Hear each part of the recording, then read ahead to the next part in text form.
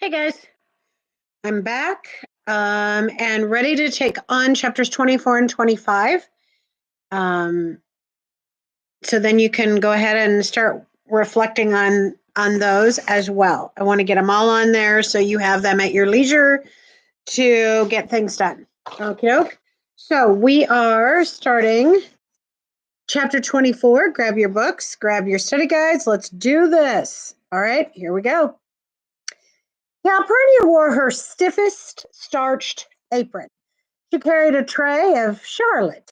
She backed up to the swinging door and she pressed gently, and I admired the ease and grace with which she handled heavy loads of dainty things. So did Aunt Alexandra, I guess, because she let Calpurnia serve today. August was on the brink of September, and Dill would be leaving for the Meridian tomorrow, and today he was off with Jim at Barker's Eddy. Jim had discovered with angry amazement that nobody had ever bothered to teach Dill how to swim, a skill that Jim considered as necessary as walking. They'd spent 2 afternoons at the creek, and they said they were going in naked, and I couldn't come, so I divided the lonely hours between Calpurnia and Miss Maudie. Now, today, Aunt Alexandra and her missionary circle, get ready, folks, were fighting the good fight all over the house. Now, from the kitchen, I heard Mrs. Grace Merriweather giving a report in the living room on the squalid lives of the Moranos. Well, that's what it sounded like to me. Now, you're going to find out that as snooty as Aunt Alexandra is, Mrs. Grace Merriweather is worse. Yep. Guys, her nose is so far up, if it rains, she will drown. And she's talking about this tribe in Africa, and these are ladies that would never set foot in doing any kind of real missionary work, but what they do is they get together and they gossip and they call it in the goodness of God, and they'll even invite missionaries that have been out in to speak, but it's really a front for a gossip session. Okay. They put their women out in huts when their time came, whatever that was. And they had no sense of family. I knew they'd distress Auntie. They subjected children to horrible ordeals when they were 13. They were scrawling with yaws and earworms, and they chewed up and spat out the bark of a tree into a communal pot and then got drunk on it. The Scout's talking about this African culture that would just drive Aunt Alexandria and her buddies nutty. Immediately thereafter, the ladies adjourned for refreshments. Now, I didn't know whether to go into the dining room or stay out. Aunt Alexandra told me to join them for refreshments, and it's not necessary that I attend the business part of the meeting. She said it would bore me. I was wearing my pink Sunday dress, shoes, and a petticoat, and I reflected that if I spilled anything, Calpurnia would have to wash my dress again for tomorrow. This had been a busy day for her, and I decided I'll stay out. Can I help you, Cal? I asked, wishing to be of some service. Calpurnia paused in the doorway. You be still as a mouse in that corner, she said, and you can help me load up the trays when I come back. Now, the gentle hum of ladies' voices grew louder as she opened the door. Why, Alexandra, I never saw such Charlotte. Oh, just lovely. I never can get my crust like this. Never can. Who would have thought that these little dewberry tarts? Calpurnia, who would have thought it? Anybody tell you that the preacher's wife's... No. Well, she is. And that other one's not walking yet. So they're already gossiping about the minister's wife being pregnant with a little one on the way. Because, it's their business. Woof. They became quiet, and I knew they had all been served. Calpurnia returned, and she put my mother's heavy silver pitcher on a tray.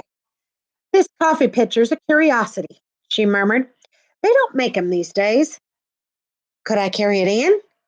Well, if you be careful and don't drop it, set it down on the end of the table by Miss Alexandra and down there by the cups and things. She's going to pour. Well, I tried pressing my behind against the door as Calpurnia had done, but the door wouldn't budge. Grinning, she held it open for me. Careful now. It's heavy. Don't look at it and you won't spill it. My journey was successful. Aunt Alexandra smiled brilliantly and stay with us, Jean Louise, she said. This was part of her campaign to teach me to be a lady. Now, it is customary for every circle hostess to invite her neighbors in for refreshments, be they Baptists or Presbyterians, which accounted for the presence of Miss Rachel, sober as a judge. Miss Maudie and Miss Stephanie Crawford.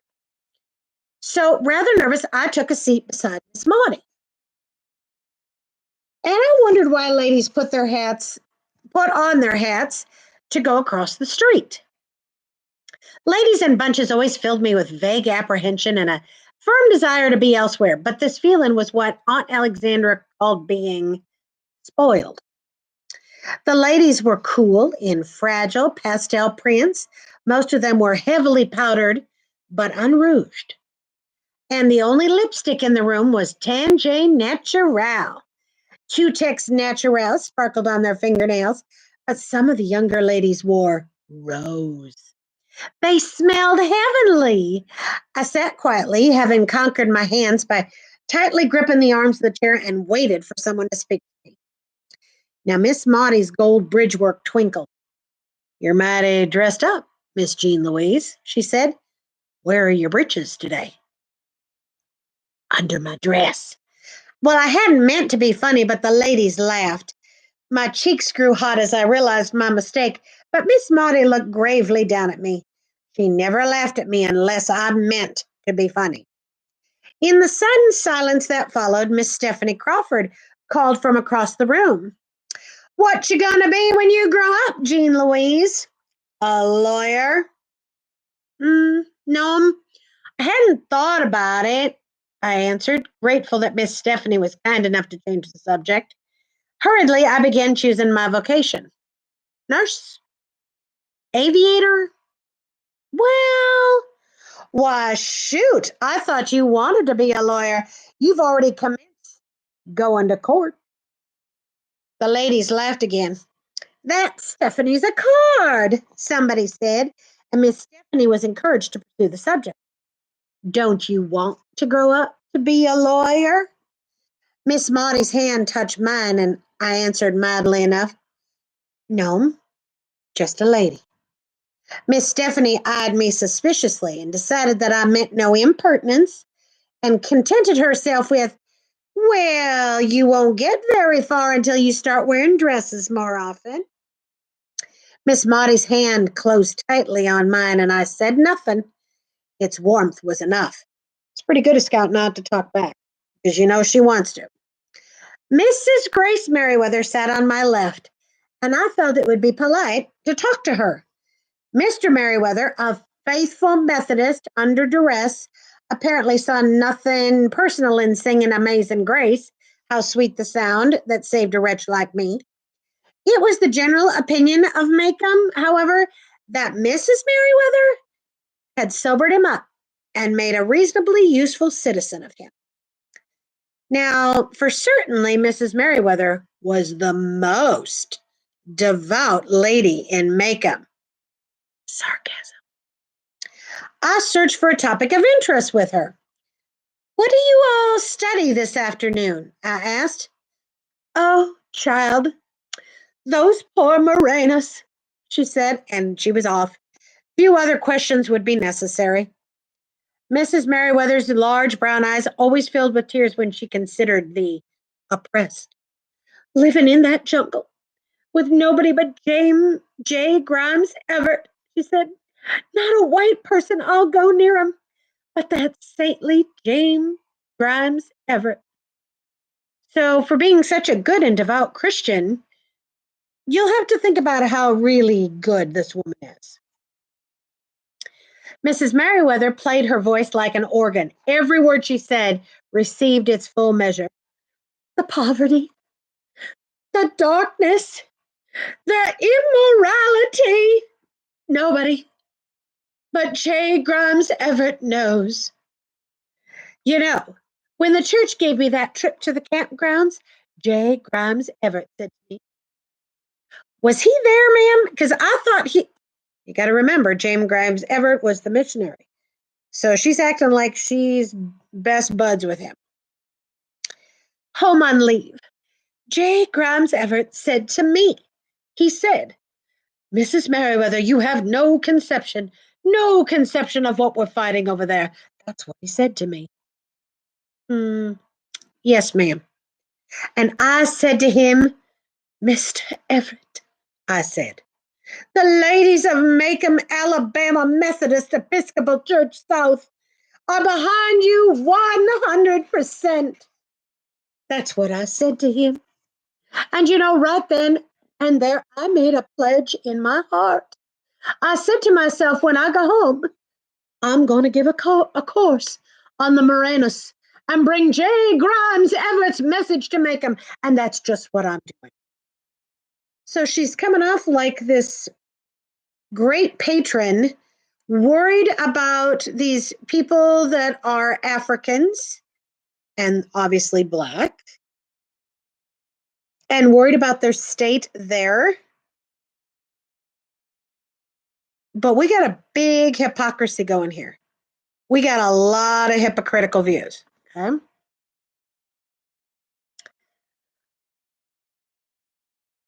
And that's just what I'm doing. Yes, ma'am. Now, when Mrs. Merriweather shook her head, her black curls jiggled. Jean Louise, she said, you are a fortunate girl. You live in a Christian home with Christian folks in a Christian town. Out there in J. Grimes Everett's land, there's nothing but sin and squalor. Yes, ma'am. Sin and squalor. What was that, Gertrude? Mrs. Merriweather turned on her chimes for the lady sitting next to her. Oh, that. Well, I always say, forgive and forget. Forgive and forget. Thing that church ought to do is help her lead a Christian life for those children from here on out. So Merriweather has switched topics. Now she's talking about Tom Robinson's wife and children. Well, I always say forgive and forget. Forgive and forget. That thing that church ought to do is to help her lead a Christian life for those children from here on out. Some of the men ought to go out there and tell the preacher to encourage her. Excuse me, Mrs. Merriweather, I interrupted. Are you all talking about Mayella Ewell? No, child. That darkey's wife. Tom's wife. Tom Robinson, ma'am. Mrs. Merriweather turned back to her neighbor. There's one thing I truly believe, Gertrude, she continued. But some people just don't see it my way. If we just let them know we forgive them, that we've forgotten it, then this whole thing will blow over. Mrs. Merriweather, I interrupted once more. What'll blow over? Again, she turned to me. Mrs. Merriweather was one of those childless adults who found it necessary to assume a different tone of voice when speaking to children. Nothing, Jean Louise, she said in stately largo. The cooks and the field hands are just as satisfied, but they're settling down now. They grumbled all next day after the trial. Well, of course, the African Americans grumbled because once again, justice was not clear. So we've got Mrs. Merriweather talking about these poor, poverty stricken Africans in the Maranas in Africa. And now she's turning it around, belly aching that the Black folk are dissatisfied. Oh, it's going to get worse. Mrs. Merriweather faced Mrs. Furrow. Gertrude, I tell you, there is nothing more distracting than a sulky darky. Their mouths go down to here. Just ruined your day to have one of them in the kitchen. You know what I said to my Sophie, Gertrude? I said, Sophie, I said, you're simply not being Christian today. Jesus Christ never went around grumbling and complaining. And you know, it did her good. She took her eyes off the floor and said, no, Miss Merriweather, Jesus never went around grumbling. I tell you, Gertrude, you never ought to let an opportunity go to witness for the Lord. Yeah, let it sink in. Let it sink in what kind of trash Mrs. Merriweather is. Okay? Of all the things that Harper Lee has categorized, Atticus has categorized, Mrs. Merriweather is not fine folk. She ain't nothing. I wouldn't let her grace my porch if she came near. I was reminded of the ancient little organ in the chapel at Finch's Landing when I was very small. And if I'd been very good during the day, Atticus would let me pump its bellows while he picked out a tune with one finger. And the last note would linger as long as there was air to sustain it. Now, Mrs. Merriweather had run out of air, I judged, and was replenishing her supply while Mrs. Furrow composed herself to speak. Now, Mrs. Furrow was a splendidly built woman with pale eyes and narrow feet. And she had a fresh permanent wave, and her hair was a mass of tight gray curls, ringlets. She was the second most devout lady in Macomb. And she had a curious habit of prefacing ever she said with a soft, sibilant sound. Grace, she said, it's just like I was telling Brother Hudson the other day. Brother Hudson, I said, it looks like we're fighting a losing battle. A losing battle. I said, it doesn't matter to them one bit. We can educate them till we're blue in the face. We can try till we drop to make Christians out of them. But there's no lady safe in her bed these nights. And he said to me, Mrs. Furrow, I don't know what we're coming to down here. I told him that was certainly a fact. The racism is so deep, you can't believe it. Mrs. Merriweather nodded wisely, and her voice soared over the clink of coffee cups and the soft bovine sounds of the ladies munching their dainties. Gertrude, she said, I tell you, there are some good but misguided people in this town. Who's she talking about? Yeah, Atticus. Whose house is she sitting in? Atticus, the Finch house. And who does she supposedly have a friendship with? Aunt Alexandra. So she's sitting in the Finch household, disrespecting the entire Finch family from Atticus, Aunt Alexandra, you name it, all of them. All right, I'm cool. There are some good but misguided people in this town. Good but misguided. Folks in this town think they're doing right. I mean, now far be it for me to say who. But some of them in this town thought they were doing the right thing a while back, but all they did was stir them up. That's all they did. Might have looked like the right thing to do at the time. I'm sure, I don't know. I'm not read in that field. But sulky, dissatisfied. I tell you, if my Sophie'd kept it up another day, I'd have let her go. It's never entered that wool of hers that the only reason I keep her is because the depression's on, and she needs her dollar, and a quarter every week she can get it. His food doesn't stick going down, does it? Miss Maudie said it.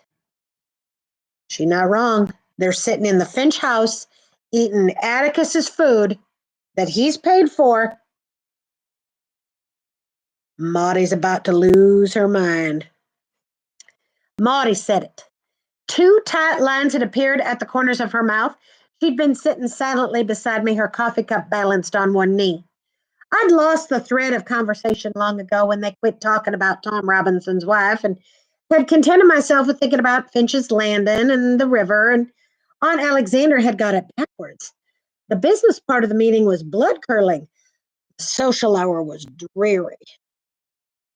Maudie, I'm sure I don't know what you mean, said Mrs. Merriweather. I'm sure you do, said Maudie shortly. She said no more. Now, when Miss Maudie was angry, her brevity was icy, meaning short. Short doesn't have to say a lot to get a point across, and it's short and to the point. Something had made her deeply angry, and her gray eyes were as cold as her voice. Mrs. Merriweather reddened, glanced at me, and looked away. I could not see Mrs. Farrow. Aunt Alexander got up from the table and swiftly passed more refreshments, neatly engaging Mrs. Merriweather and Mrs. Gates in brisk conversation. Now, when she had them well on the road with Mrs. Perkins, Aunt Alexander stepped back. She gave Miss Maudie a look of pure gratitude, and I wondered at the world of women. Miss Maudie and Aunt Alexandra had never been especially close, and here was Auntie silently thanking her for something else. For what, I knew not. I was content to learn that Aunt Alexander could be pierced sufficiently to feel gratitude for help given. There was no doubt about it. I must soon enter the world where on its surface fragrant ladies rocked slowly, fanned gently, and drank cool water. So why is Auntie thankful? We have seen Aunt Alexandra be the epitome of a poop. I'm being nice. And all of a sudden, she's grateful. Without saying a word, it's obvious she's grateful to Maudie. There is the V8 moment. There is the epiphany, and thus the catharsis coming. Aunt Alexandra realizing she is part of the problem, not part of the solution. And she's realizing that these are not her friends. She thinks they're her social group. They're not her friends. Friends don't treat each other like that. Okay. But I was more at home in my father's world. People like Mr. Heck Tate didn't trap you with innocent questions to make fun of you. Even Jim was not highly critical unless you said something stupid. Ladies seemed to live in faint horror of men, seemed unwilling to approve wholeheartedly of them. But I liked them. There was something about them, no matter how much they cussed and drank and gambled and chewed, no matter how undelectable they were. There was just something about them that I instinctively liked. They weren't hypocrites, Mrs. Perkins. Born hypocrites, Mrs. Merriweather was saying. At least we don't have that sin on our shoulders down here. People up there set them free, but you don't see them sitting at the table with them. At least we don't have the deceit to say, yes, you're as good as we are, but stay away from us. Down here, we just say, you live your way and we'll live ours. I think that woman, that Mrs. Roosevelt's lost her mind, just plain lost her mind coming down to Birmingham and trying to sit with him. Well, if I were the mayor of Birmingham, well, neither of us was the mayor of Birmingham, but I wished I was the governor of Alabama that day. In that one day, I'd let Tom Robinson go so quick the missionary society wouldn't have time to catch its breath. Now, Calpurnia was telling Miss Rachel's cook the other day how bad Tom was taking things. And she didn't stop talking when I came into the kitchen. And she said there wasn't a thing Atticus could do to be making shut up easier for him, and that the last thing he said to Atticus before they took him to the prison camp was, "Goodbye, Mr. Finch. There ain't nothing you can do now, so there ain't no use trying." Calpurnia said Atticus told her that the day they took Tom to prison, he just gave up hope. She said Atticus tried to explain things to him and that he must do his best not to lose hope because Atticus was doing his best to get him free. Now, Miss Rachel's cook asked Calpurnia why didn't Atticus just say, yeah, you'll go free, and leave it at that. And that seemed like that would be a big comfort to Tom. And Calpurnia said, because you ain't familiar with the law. The first thing you learn when you're in a law and family is there aren't any definite answers to anything. Mr. Finch couldn't say that something's so when he doesn't know for sure it's so. So while he thinks that they'll get an appeal or an acquittal or another whatever, he can't say to Tom, hey, we got you. No worries. We can get you. Because it'd be a lie. He doesn't know. The front door slammed and I heard Atticus's footsteps in the hall. And automatically, I wondered what time it was. Not nearly time for him to be home. And the Missionary Society days, he usually stayed downtown until black dark. He stopped in the doorway and his hat was in his hand and his face was white. Excuse me, ladies, he said. Go right ahead with your meeting. Don't let me disturb you. Alexandra, could you come to the kitchen a minute? I want to borrow Calpurnia for a while. He didn't go through the dining room, but went down the back hallway and entered the kitchen from the rear door.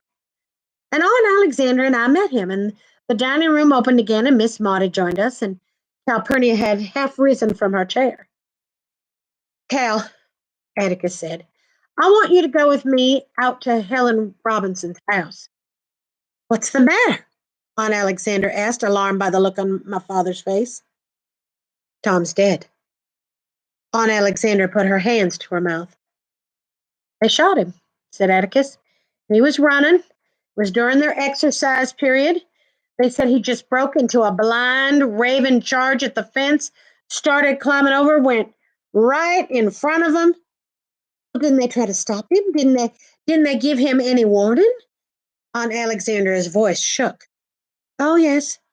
The guards called to him to stop. They fired a few shots in the air and then to kill. They got him just as he went over the fence.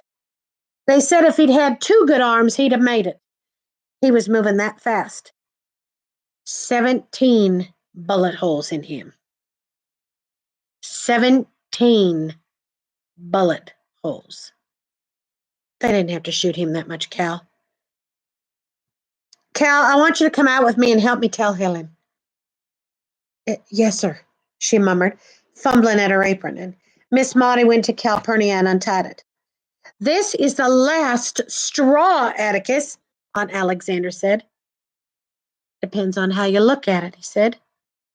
What's one more Negro, more or less, among 200 of them? He wasn't Tom to them. He was just an escaping prisoner. Atticus leaned against the refrigerator, pushed up his glasses, and rubbed his eyes. We had such a good chance, he said. I told him what I thought, but I couldn't in truth say that we had more than a good chance. I guess Tom was tired of white men's chances, preferred to take his own. You ready, Cal? Yes, sir, Mr. Finch. Then let's go. Aunt Alexandra sat down in Calpurnia's chair and put her hands into her face. She sat quite still. She was so quiet I wondered if she would faint. And I heard Miss Maudie breathing as if she'd just climbed the steps, and in the dining room the ladies chattered happily. I thought Aunt Alexandra was crying, but when she took her hands away from her face, she was not. She looked weary. She spoke, and her voice was flat. I can't say I approve of everything he does, Maudie, but he's my brother, and I just want to know when this will ever end. Her voice rose. It tears him to pieces. He doesn't show it much, but it tears him to pieces. I've seen him. What else do they want from him, Maudie? What else? What does who want, Alexandra? Miss Maudie asked. I mean this town. They're perfectly willing to let him do what they're afraid to do themselves. It might lose him a nickel. They're perfectly willing to let him wreck his health doing what they're afraid to do. That be quiet. They'll hear you, said Miss Maudie. Have you ever thought about it this way, Alexandra? Whether Macom knows it or not, we're paying the highest tribute we can pay a man. We trust him to do right, and it's that simple. Who? Aunt Alexandra never knew who she was echoing her 12-year-old nephew. Well, the handful of people in this town who say that fair play is not marked white only. The handful of people who say a fair trial is for everybody, not just us. The handful of people with enough humility to think when they look at a Negro, there but for the Lord's kindness am I. Miss Maudie's old crispness was returning. The handful of people in this town with background. That's who we are. Now, had I been attentive, I would have had another scrap to add to Jim's definition of background. But I found myself shaken and I couldn't stop. I had seen Enfield Prison Farm, and Atticus had pointed out the exercise yard to me. It was the size of a football field. Stop that shaking, commented Miss Maudie, and I stopped. Get up, Alexandra. We've left 'em long enough. Aunt Alexandra rose and she smoothed the various whalebone ridges along her hips. She took her handkerchief from her belt and she wiped her nose and she patted her hair and she said, "Do I show it?" "Not a sign," said Maudie. "Are you together again, Jean Louise?" "Yes, ma'am." "Then let's join the ladies," she said grimly. Their voices swelled when Miss Maudie opened the door to the dining room. Aunt Alexandra was ahead of me, and I saw her head go up as she went through the door. "Oh, Mrs. Perkins," she said, "you need some more coffee. Let me get it." "Calpurnia's on an errand for a few minutes, Grace," said Miss Maudie. "Let me pass you some more of those dewberry tarts. Did you hear about what that cousin of mine did the other day, the one who likes to go fishing?" And so they went on, down the row of laughing women, round the dining room, refilling coffee cups, dishing out goodies as though their only regret was the temporary domestic disaster of losing Calpurnia. The gentle hum began again. "Oh, yes, sir, Mrs. Perkins, that J. Grimes Everett is a martyred saint. Well, he needed to get married, or so they ran. To the beauty parlor every Saturday afternoon. As the sun goes down, he goes to bed with chickens, a crate full of sick chickens. Fred says that's what started it all. Fred." On Alexander's eyes looked across the room and at me and smiled. She looked at a tray of cookies on the table and nodded at them. I carefully picked up the tray and I watched myself walk to Mrs. Merriweather. With my best company manners, I asked her if she would have some. After all, if Auntie could be a lady at a time like this, so could I. So, Aunt Alexandra has an epiphany, realizing she is not the good person she thought she was. That fine folk are humanitarians, but trying to keep an open heart and open mind. That gossiping, unless you are the perfect person, which we know that there is no such thing of, that Aunt Alexandra realizes after all this time what Atticus has been saying and how wrong she is in the moment. Took her a long time to figure it out, but she's figured it out. And she doesn't want to be rude to the ladies here because that would be unladylike. But do you think, question of the day, do you actually think that Aunt Alexandra will ever host a missionary circle with those ladies again, ever in the Finch household? I personally, she will have Maudie over because they grew up together on the landing. She will have Maudie over. She will come to have ladies over that she knows are her friends, truly her friends and good people. And in thus, Scout watching this whole thing realizes that Aunt Alexandria has had that V8 moment. And she herself has a moment going, you know what? If Aunt Alexandra can pull it together and not throw the fit, I can be cordial. We will get through this. We will learn from this and we will move on. Okay. So here we go, chapter 25.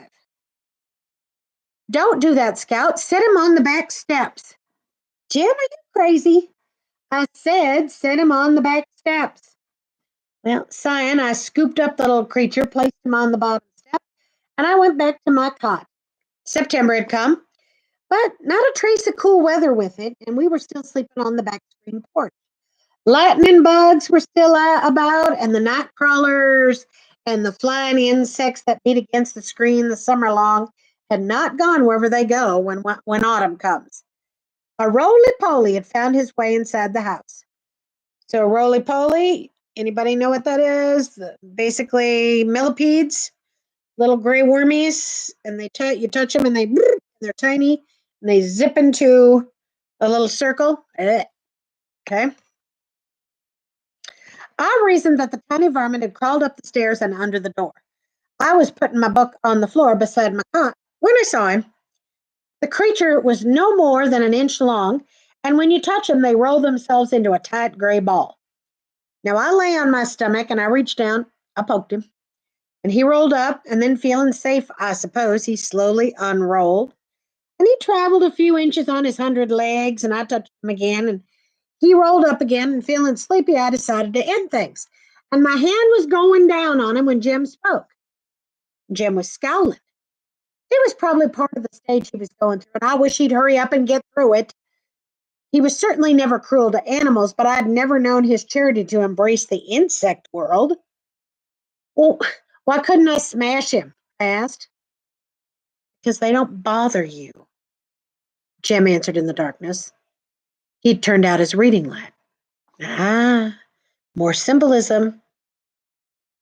Why don't you? Because they don't bother you. They don't hurt you.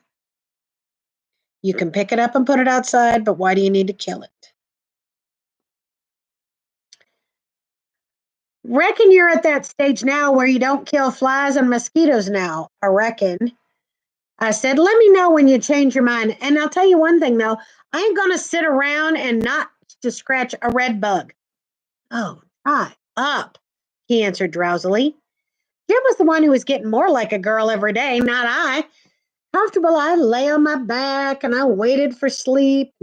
While waiting, I thought of Dale. He'd left us the first of the month with firm assurances that he'd return the minute school was out. He guessed his folks had gotten the general idea that he liked to spend his summers in Macon. Now, Miss Rachel took us with them in the taxi to summer. Miss Rachel took us with them in the taxi to Macon Junction, and Dale waved to us from the train window until he was out of sight. He was not out of mind. I missed him. The last 2 days of his time with us, Jim had taught him to swim. Taught him to swim. I was wide awake. I was remembering what Dale had told me. So Barker's Eddy is at the end of a dirt road off the Meridian Highway, about a mile from town. So if you'd follow on your map that you have of Macomb, you go south of the Raleigh place, you keep going, okay, you're going to get to Barker's Eddy, okay? It's like between that road and the highway. It's easy to catch a ride down the highway on a cotton wagon or from a passing motorist, and the short walk up to the creek was easy, but the prospect of walking all the way back home at dusk and when the traffic is light is tiresome, and swimmers are careful not to stay too late. Now, according to Dill, he and Jim had just come to the highway when they saw Atticus driving toward him, and he looked like he'd not seen them, so they both waved. Now, Atticus finally slowed down, and when they caught up with him, he said, you better catch a ride back. I won't be going home for a while. And Calpurnia was in the back seat. Jim protested and then pleaded, and Atticus said, all right, you can come with us if you stay in the car. Well, on the way to Tom Robinson's, Atticus told him what had happened. They turned off the highway, rode slowly by the dump, and past the Ewell residence toward the narrow lane to the Negro cabins. Dill said a crowd of black children were playing marbles in Tom's front yard, and Atticus parked the car and got out, and Calpurnia followed him through the front gate. Dill heard him ask one of the children, "Where's your mother, Sam?" And heard Sam say, "Well, she down at Sis Stevens, Mr. Finch. You want me run to fetch her?" Dill said Atticus looked uncertain, and then he said yes, and Sam scampered off. "Go on with your game, boys," Atticus said to the children.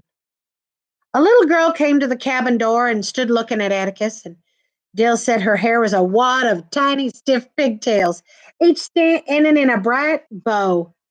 She grinned ear to ear and walked toward our father, but she was too small to navigate the steps. Dill said Atticus went to her, took off his hat, and he offered her his finger. And she grabbed it, and he eased her down the steps. And then he gave her to Calpurnia. Sam was trotting behind his mother when they came up, and Helen said, "Well, evening, Mr. Finch, won't you have a seat?" But she didn't say any more, and neither did Atticus. "Scout," said Dill, "she just fell down in the dirt."